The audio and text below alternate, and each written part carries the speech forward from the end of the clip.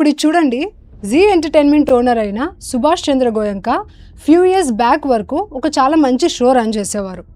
మీలో చాలామంది ఆ షో చూసి ఉండొచ్చు కూడా, ది సుభాష్ చంద్ర షో. ఈ షోలో ఆయన స్టూడెంట్స్కి ఇంటిగ్రిటీ ఎంత ఇంపార్టెంట్ అనేది నేర్పించేవారు. మీకు చాలా ఎథిక్స్ ఉండాలి అని చెప్పేవారు.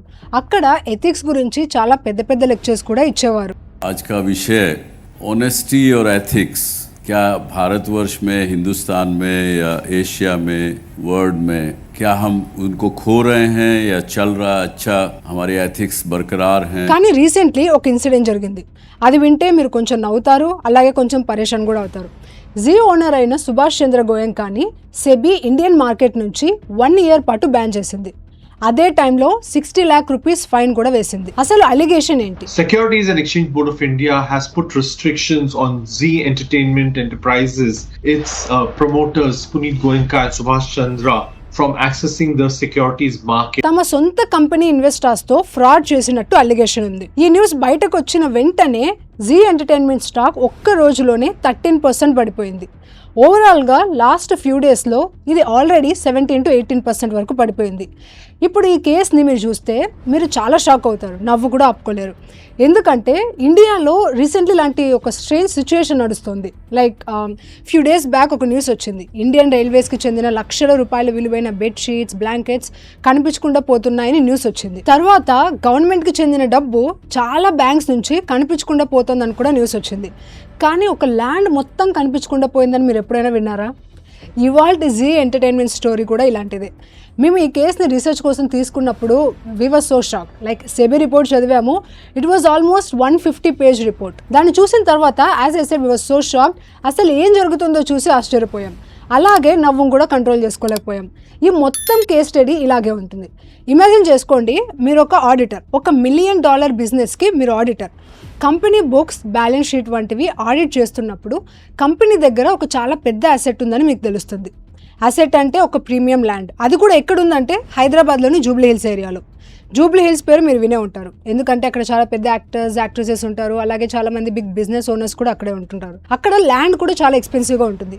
అదే ప్రైమ్ ఏరియాలో జీ ఎంటర్టైన్మెంట్కి కూడా ల్యాండ్ ఉంది. వీడియోలో ముందుకు వెళ్లే ముందు మీకు ఒక విషయం చెప్పాలి.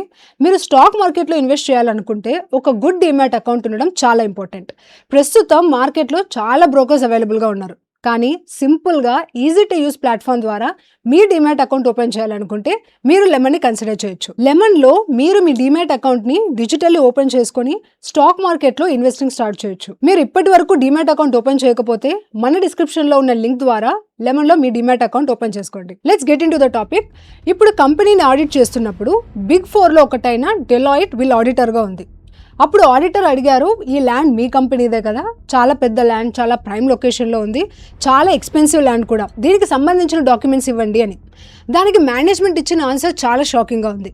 మేనేజ్మెంట్ వాళ్ళు చెప్పారు, ఆ ల్యాండ్ అయితే పోయింది అని, ఇట్స్ గాన్. జీ ఎంటర్టైన్మెంట్ కేసులో అయితే ఇదే జరిగింది. ఇది చూసి సెబీ కూడా షాక్ అయింది. ఇక షేర్ హోల్డర్స్ అయితే అసలు ఏం చేయాలో కూడా అర్థం అవ్వలేదు వాళ్ళకి. ఈ ఇష్యూ అనేది 2019లో స్టార్ట్ అయింది. అప్పుడు డెలాయిట్ జీని ఆడిట్ చేయడం స్టార్ట్ చేసింది. ఆడిటర్ ఈ ల్యాండ్కి సంబంధించిన ఒరిజినల్ డీడ్ అడిగినప్పుడు మేనేజ్మెంట్ డైరెక్ట్గా చెప్పింది, మా దగ్గర అది లేదు, అది పోయింది అని. ఆ తర్వాత సెబీ ఇన్వెస్టిగేషన్ స్టార్ట్ అయినప్పుడు కొన్ని చాలా షాకింగ్ విషయాలు బయటకు వచ్చాయి. సెబీకి తెలిసింది ఏంటంటే ఎస్ఎల్ గ్రూప్ అంటే సుభాష్ చంద్ర గోయంకాకి చెందిన గ్రూప్ వారి సన్ పునీత్ గోయంకా ద్వారా రన్ అవుతుంది. పునీత్ గోయంకా జీ ఎంటర్టైన్మెంట్ లిమిటెడ్కి ఎండి అండ్ సిఇఓగా ఉన్నారు. వాళ్ళ పేరెంట్ కంపెనీ ఎస్ఎల్ గ్రూప్. మీరు ఎస్ఎల్ వరల్డ్ పేరు వినే ఉంటారు, అది కూడా వీళ్ళ కంపెనీనే. ఇప్పుడు ఎస్ఎల్ గ్రూప్లో చాలా ప్రైవేట్ వెంచర్ కంపెనీస్ ఉన్నాయి. ఈ ప్రైవేట్ కంపెనీస్ జీ ఎంటర్టైన్మెంట్కి సపరేట్గా ఉన్నాయి. వాటి ఓనర్షిప్ డైరెక్ట్గా గోయంకా ఫ్యామిలీ దగ్గర ఉంది. ఇందులో 4 కంపెనీస్ ఉన్నాయి. వాటి ద్వారా వీళ్ళు ఈ మొత్తం గేమ్ ఆడారు. ఈ మొత్తం గేమ్ ఆడడానికి వీళ్ళు ఈ 4 కంపెనీస్ని యూజ్ చేశారు. జీనెక్స్ ప్రాజెక్ట్స్, వివేక్ ఇన్ఫ్రాకాన్, జీనెక్స్ ఇన్ఫ్రాబుల్డ్ అండ్ రెను రీసెర్చ్. ఈ 4 కంపెనీస్ ఇన్ఫ్రాస్ట్రక్చర్ ఫీల్డ్లో పనిచేస్తున్నాయి. ఇప్పుడు ఈ 4 కంపెనీస్ ఏం చేశాయి, వీళ్ళు ఒక చాలా పెద్ద లోన్ తీసుకున్నారు. ఎవరి దగ్గర నుంచి తీసుకున్నారు? ఇండియా బుల్స్ హౌసింగ్ ఫైనాన్స్ నుంచి తీసుకున్నారు. ఇది చిన్న లోన్ కాదు. ఈ 4 కంపెనీస్ కలిసి ఇండియా బుల్స్ నుంచి 726 crore rupees లోన్ తీసుకున్నారు. ఇప్పుడు మీరు ఇంత పెద్ద లోన్స్ తీసుకుంటున్నప్పుడు ఏదో ఒక అసెట్ని కొలాటరల్గా ప్లెడ్జ్ చేయాలి. ఇక్కడ సెబీ అలిగేషన్ ఏంటంటే సుభాష్ చంద్ర గోయంకా అండ్ వాళ్ళ కొడుకు ప్రజలకు ఎథిక్స్ గురించి టీచ్ చేసే వీళ్ళిద్దరూ చాలా క్లవర్లీ ఒక పని చేశారు. జీ ఎంటర్టైన్మెంట్కి చెందిన ల్యాండ్ని కొలాటరల్గా ప్లెడ్జ్ చేశారు. ఇప్పుడు వీళ్ళు పాస్ట్లో జరిగిన కొన్ని స్టోరీస్ కూడా నేను మీకు చెప్తాను. సెబీ రిపోర్ట్స్ ప్రకారం ఈ ఫాదర్ సన్ డియోకి ఎప్పటి నుంచో ఇదే ప్లాన్. లిస్టెడ్ కంపెనీ అయిన జీ ఎంటర్టైన్మెంట్ నుంచి డబ్బును బయటకు తీసుకోవడం, డైరెక్ట్గా డబ్బును బయటకు తీసేసుకోవడం. లాస్ట్ టైం వీళ్ళు ఎఫ్డీకి సంబంధించిన ఒక సీన్ కూడా చేశారు, అది కూడా తర్వాత నేను మీకు చెప్తాను. ఇప్పుడు ఈ కేసులో సుభాష్ చంద్ర గోయంకా అండ్ ఆయన సన్కి కంపెనీ దగ్గర ఉన్న ఒక ప్రైమ్ ల్యాండ్ ఉందని తెలుసు. దాన్ని డైరెక్ట్గా సెల్ చేస్తే వచ్చే మనీ జీ ఎంటర్టైన్మెంట్ దగ్గరికే వస్తుంది, అది కూడా వాళ్ళకి తెలుసు. అక్కడి నుంచి ఆ మనీని బయటకు తీసుకురావడం అయితే చాలా డిఫికల్ట్ ప్రాసెస్. అయితే ఈజీ ప్రాసెస్ ఏంటి? ఈజీ ప్రాసెస్ ఇలా ఉండొచ్చు. వాళ్ళకున్న అదర్ కంపెనీస్ పేరుతో లోన్ తీసుకోవాలి, ఆ లోన్ని రీపే చేయకూడదు. అప్పుడు ఏం జరుగుతుంది? మీరు రీపే చేయరు కాబట్టి ఆ మనీ మీదైపోతుంది, మీ దగ్గర ఉంటుంది ఆ మనీ. ఆ తర్వాత ఆ తీసుకున్న 600 to 700 crore రూపీస్ ఏదైతే ఉందో దానికి ఇన్ రిటర్న్గా లోన్ ఇచ్చిన కంపెనీ మీ ల్యాండ్ని సీజ్ చేసుకుంటుంది.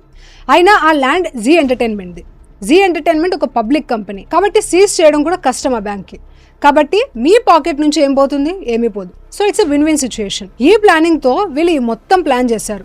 కానీ ఈ ప్లాన్లో చాలా క్లవర్లీ ఒక పని చేశారు. ఇప్పుడు చూడండి, మీరు ఏ కంపెనీకి చెందిన ఏదైనా అసెట్ని ప్లెడ్జ్ చేయాలంటే మీరు బోర్డ్ అప్రూవల్ తీసుకోవాలి, కంపెనీలో ఉన్న నలుగురిని అడగాలి.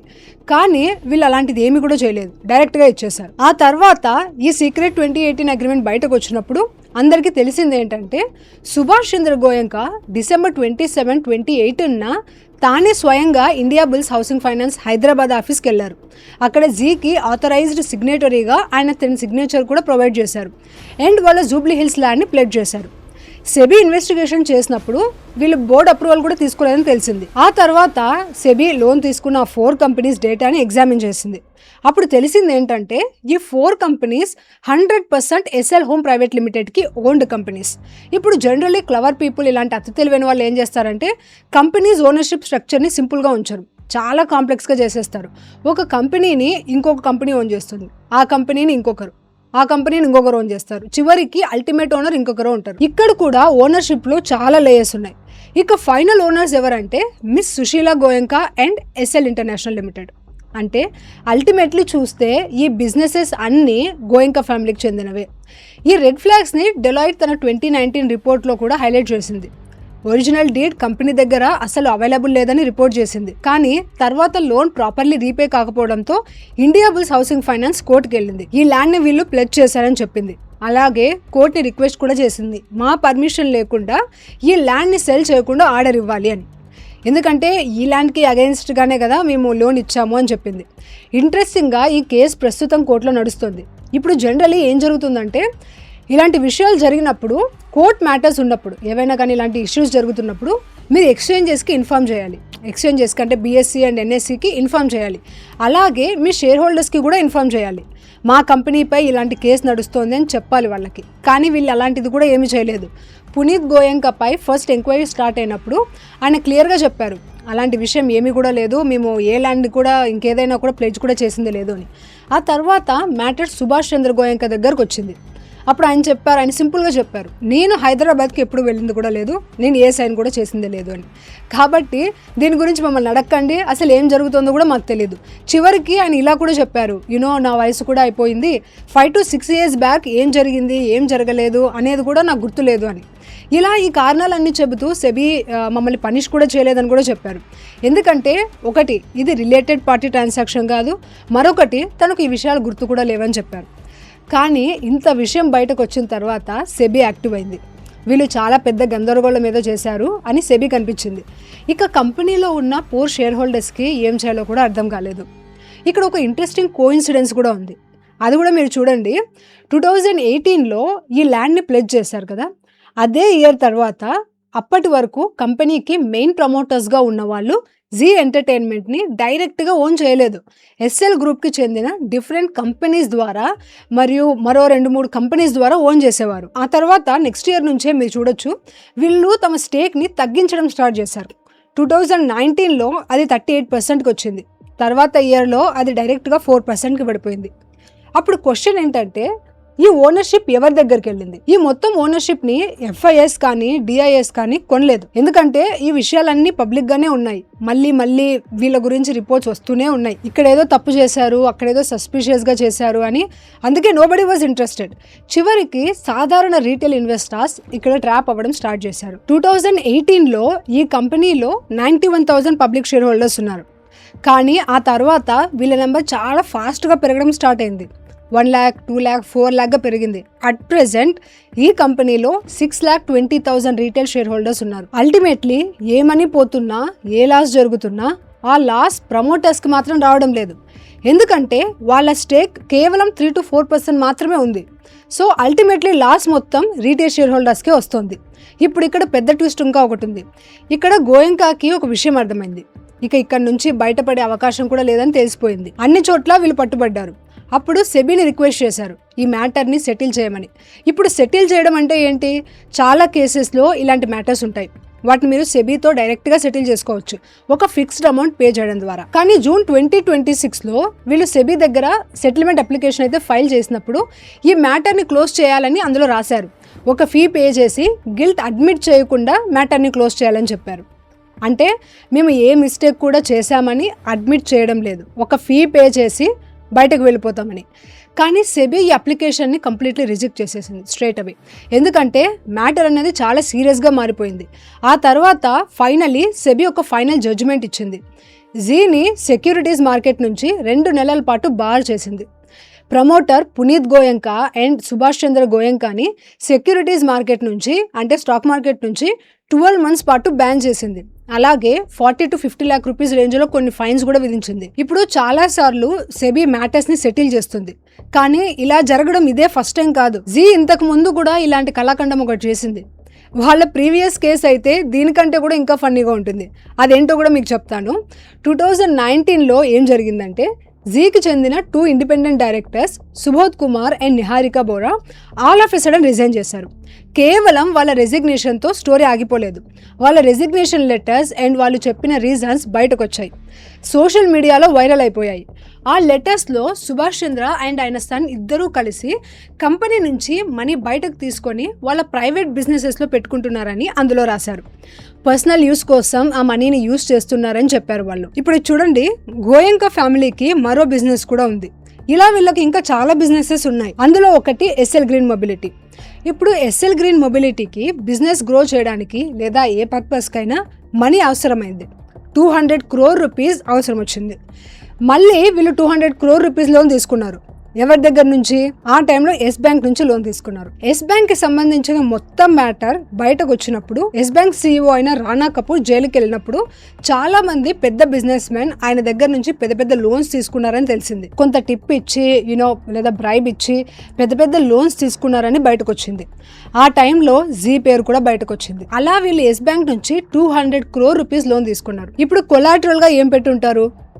SL గ్రీన్ మొబిలిటీకి చెందిన ఏదైనా అసెట్స్ కానీ వాళ్ళకి చెందిన ఏదైనా FD కానీ ప్లెడ్జ్ చేయలేదు. వాళ్ళు జీ ఎంటర్టైన్మెంట్కి చెందిన FDని ప్లెడ్జ్ చేశారు. అంటే లిస్టెడ్ కంపెనీకి చెందిన 200 crore రూపీస్ FDని కొలాటరల్గా పెట్టి దానికి అగెయిన్స్ట్గా లోన్ తీసుకున్నారు. ఆ లోన్ కూడా వాళ్ళకి వచ్చేసింది. Again everything went very smoothly. ఎలాంటి బోర్డ్ అప్రూవల్ లేదు, ఇప్పుడు కూడా ఏమీ లేదు. సీక్రెట్గా ఇది కొనసాగనివ్వండి, ఎవరు పట్టుకోలేరు, ఒకవేళ ఎవరైనా పట్టుకుంటే అప్పుడు చూసుకుందాం అన్నట్టు. ఆ తర్వాత వీళ్ళపై ఇన్వెస్టిగేషన్ స్టార్ట్ అయినప్పుడు చాలా రిపోర్ట్స్ బయటకు వచ్చాయి. జీ ఎంటర్టైన్మెంట్ కోఆపరేట్ చేయడం లేదని, చాలా రేటింగ్ ఏజెన్సీస్ కూడా జీ కోఆపరేట్ చేయడం లేదని చెప్పాయి. ఇక్కడ చాలా ఇష్యూస్ నడుస్తున్నాయి. ఇప్పుడు ఈ స్టోరీ ఇక్కడితో అయిపోయిందని మీరు అనుకోండొచ్చు.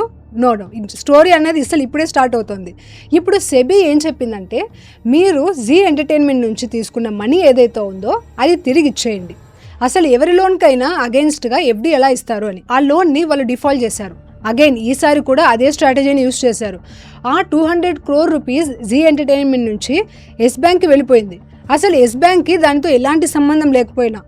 కాబట్టి సెబీ సుభాష్ చంద్ర గోయంకాకి అండ్ ఆయన సన్కి 200 crore రూపీస్ తిరిగి తీసుకురమ్మని చెప్పింది. ఇప్పుడు ఇంకెవరైనా అయితే ఓకే మనం పట్టుబడ్డామని అనుకునేవారు, ఫాస్ట్గా మనీ ఇచ్చేసి కేసుని సెటిల్ చేసేద్దాం అనేవారు.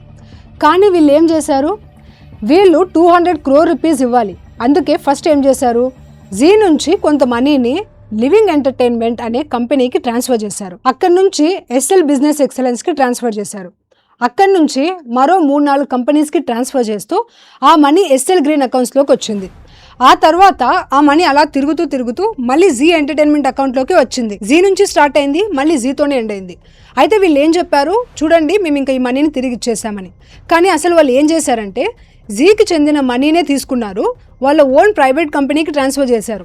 ఆ తర్వాత మళ్ళీ ఆ మనీని జీకి తిరిగి ట్రాన్స్ఫర్ చేశారు. అయితే మేము మనీని తిరిగి ఇచ్చేసామని కూడా చెప్పారు వారు మళ్ళీ. అంటే జీ ఎంటర్టైన్మెంట్ సెబీకి కొత్త ప్లేయర్ ఏమీ కాదు. అందుకే ఈసారి సెబీ సెటిల్మెంట్ చేయలేదు, డైరెక్ట్గా యాక్షన్ తీసుకుంది. ఇక్కడ మీకు ఒక విషయం చెప్తాను, చాలామంది ఈ కంపెనీలో ఇన్వెస్ట్ చేశారు. ఎందుకంటే ఈ కంపెనీ పేరు చాలా పెద్దది, చాలామంది వీళ్ళ న్యూస్ని కన్జ్యూమ్ చేస్తారు. అలాగే చాలామంది వీళ్ళ టీవీ షోని కూడా చూస్తారు, ది సుభాష్ చంద్ర షో. అది ఇప్పటికీ యాక్టివ్గానే ఉంది. కానీ ఇంటర్నల్లీ వీళ్ళు ఆపరేట్ చేసిన విధానం సెబీ ప్రకారం ఫ్రాడ్లెంట్ మెథడ్స్తో ఉంది. కానీ వీళ్ళ పిఆర్ని మీరు చూస్తే బాబోయ్, వీళ్ళు అసలు క్రేజీ లెవెల్లో పిఆర్ చేసుకున్నారు. ప్రతి న్యూస్లో వీళ్ళ సక్సెస్ స్టోరీనే చెప్పేవారు. సుభాష్ చంద్ర గోయంకా ఎలా జీని స్టార్ట్ చేశారు, ఎలా యూఎస్కి వెళ్ళారు, అక్కడ చూసిన వాటితో ఇన్స్పైర్ అయ్యి ఎలా తిరిగి వచ్చారు, అండ్ ఎస్ఎల్ వరల్డ్ని ఎలా స్టార్ట్ చేశారు, టీవీ ఛానల్ స్టార్ట్ చేయడానికి ఎంత హార్డ్ వర్క్ చేశారు, ఎంత పెద్ద కంపెనీని బిల్డ్ చేశారు. ఒకప్పుడు వీళ్ళ గ్రోత్ జెన్యున్లీ చాలా బాగా నడిచింది, షేర్ ప్రైజెస్ కూడా పెరుగుతూ ఉండేవి. ఆ తర్వాత చాలా పెద్ద పిఆర్ క్యాంపెయిన్స్ చేశారు. పునీత్ గోయంకాని కూడా వన్ ఆఫ్ ది బెస్ట్ సీఈఓస్గా ప్రమోట్ చేశారు. 40 under 40తో పాటు ఇంకా చాలా అవార్డ్స్ వచ్చాయని కూడా హైలైట్ చేశారు. చాలాసార్లు ఏం జరుగుతుందంటే చాలామంది ఇన్వెస్టర్స్ ప్రాపర్ రీసెర్చ్ చేయరు. ఎవరైనా ట్విట్టర్లో ఏదైనా రాశారని లేదా ఇన్స్టాగ్రామ్లో 2-3 రీల్స్ చూడగానే వాటిని చూసి ఇంప్రెస్ అవుతారు. అలా వెంటనే ఇన్వెస్టింగ్ స్టార్ట్ చేస్తారు. ఆ తర్వాత చాలాసార్లు ఇలాంటి సిచ్యువేషన్స్ జరుగుతాయి. అలా మంచి ఇంప్రెసివ్ పిఆర్ చేయడం ద్వారా చాలా మంది పీపుల్ని వీళ్ళు అట్రాక్ట్ చేశారు. దీనివల్ల వీళ్ళ షేర్ ప్రైస్ కూడా పీక్కి వెళ్ళింది. 2018లో 500 రూపీస్కి చేరింది. అక్కడ నుంచి మాత్రం కంటిన్యూస్లీ పడుతూనే ఉంది. ప్రస్తుతం ఇది 100 రూపీస్ దగ్గర ట్రేడ్ అవుతుంది. అయితే సెబీకి ఎవరినైనా జైల్లో పెట్టే పవర్ లేదు. ఆ పవర్ ఉండుంటే ఇది అంత సీరియస్ మ్యాటర్ కాబట్టి ఆ స్థాయిలో యాక్షన్ తీసుకునే కేసు అయ్యేది. సో ఇక్కడ జరిగిన విషయాలు మీకు చాలా క్లియర్ అయ్యాయని నేను అనుకుంటున్నాను. కానీ ఇక్కడ ఇంట్రెస్టింగ్ విషయం ఏంటంటే ఇంత పెద్ద విషయం చేసినప్పటికీ వాళ్ళపై just 50 to 60 lakh rupees fine మాత్రమే విధించారు. 1 సంవత్సరం పాటు వాళ్ళని సెక్యూరిటీస్ మార్కెట్ నుంచి కూడా బ్యాన్ చేశారు. కాబట్టి ఇంకా సీరియస్ యాక్షన్ ఏదైనా తీసుకొని ఉంటే అది రిమైనింగ్ కంపెనీస్కి కూడా ఒక లెసన్ అయ్యేది, ఒక కేస్ స్టడీ కూడా అయ్యేది. ఎందుకంటే ఇండియాలో ఈ మధ్య సిచ్యుయేషన్ ఏంటంటే దొరికితే థీఫ్, దొరకపోతే బిజినెస్ యాజ్ యూజువల్. ఇలాంటి సిచ్యుయేషన్లో చాలాసార్లు రీటైల్ ఇన్వెస్టర్స్ ట్రాప్ అవుతారు. ఇప్పుడు షేర్ ప్రైస్ 500 to 600 రూపీస్ నుంచి 100 రూపీస్కి వచ్చేసింది. కాబట్టి ఈ మొత్తం ప్రాసెస్లో అల్టిమేట్ లూజర్ ఎవరు? రీటైల్ ఇన్వెస్టర్సే. వాళ్ళ మనీ ఏదో ఒక కంపెనీలోకి వెళ్తుంది. అందుకే ఇప్పుడు రెస్పాన్సిబిలిటీ రీటైల్ ఇన్వెస్టర్స్దే. మీరు కంపెనీస్లో ఇన్వెస్ట్ చేసేటప్పుడు చాలా ఆలోచించి ఇన్వెస్ట్ చేయాలి. ఎవరైనా ఏదో చెప్తున్నారని, వాళ్ళు ఎథిక్స్, ఇంటిగ్రిటీ, హానెస్టీ గురించి మాట్లాడుతున్నారని అంత మాత్రాన వాళ్ళని నమ్మేయకూడదు. యాక్చువల్లీ బిజినెస్లో ఏం జరుగుతుంది, నెంబర్స్ ఏంటి, మేనేజ్మెంట్కి ఎలాంటి ట్రాక్ రికార్డ్ ఉంది, ఇవన్నీ మీరు చూడాలి. ఎందుకంటే మీరు ఈ కంపెనీ మేనేజ్మెంట్ని అనలైజ్ చేసుంటే ఈ కంపెనీ ఎప్పటి నుంచో ట్రబుల్ ఉందనేది మీకు అర్థమయ్యేది. ఎప్పుడు ఏదో ఒక ఇష్యూలో వీళ్ళు ఇన్వాల్వ్ అవుతూనే ఉన్నారు. కాబట్టి ఇలాంటి థింగ్స్ని అవాయిడ్ చేయడానికి కొంచెం డీటెయిల్డ్ అనాలిసిస్ చేయడం చాలా అవసరం. అది రీటైల్ ఇన్వెస్టర్స్గా మన రెస్పాన్సిబిలిటీ. మనమే జాగ్రత్తగా ఉండాలి. ఎందుకంటే తర్వాత మనల్ని సేవ్ చేయడానికి ఎవరూ రారు. సో ప్రస్తుతానికైతే దిస్ ఇస్ ద స్టోరీ. మరి మీరు కూడా ఈ 6.5 lakhs జీ ఎంటర్టైన్మెంట్ ఇన్వెస్టర్స్ లాగా కంపెనీ సరైందా కాదా తెలుసుకోవడంలో స్ట్రగుల్ అవుతూ కొన్నిసార్లు రాంగ్ కంపెనీస్లో ఇన్వెస్ట్ చేస్తుంటే అవి కొన్నిసార్లు ఫ్రాడ్లెంట్ కంపెనీస్ కూడా అయి ఉండొచ్చు. అలాంటి సిచ్యుయేషన్లో మేనేజ్మెంట్ అనాలిసిస్ చేయడం మీకు చాలా చాలా ఇంపార్టెంట్. ఇలాంటి వీడియోస్ కోసం ఛానల్ని తప్పకుండా సబ్స్క్రైబ్ చేయండి, బెల్ ఐకాన్పై కూడా క్లిక్ చేయండి, and do not forget to share if you like the video. Thank you so much for watching. See you in the next video. Take care and bye bye.